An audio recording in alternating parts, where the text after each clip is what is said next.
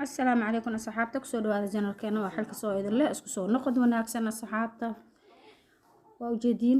shaqaale ku jira waxaan rabaa inaan qolka jiifka hagaajiyo waxaan rabaa inaan idila socodsiiyo qolkayga jiifka maxaan kusoo kordhiyay maxaan ka bedelay maxaan hagaajiyay daahan ka bedelay daahina ma rabin marka xoogaayati inaan idin soo duubo waayo qof iga kaamirada iyo duubtaan waaye ana kaligeyga ahaay marka daaya hadda waa bedelay saa ujeediin hadhow tasfiic waa arkaysiin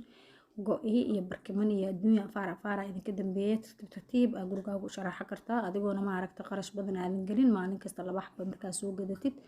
hadda sariirta waa kaasaa barkimankaas iyo alaabtaas qatarta aan kusoo kordhiyay marka waa kaas asxaabay ma ahan inaa maalin kasta maaragta jaqaf tiro badan adduunya soo wixeysid wixii oo dhan hadda markaan dhagdhag kasoo dhigay kaamiradan kor idinkaga wada qabanaya waa ujeediin geedkii kale dufdufta oo cadka ahay asna waa iska bedelay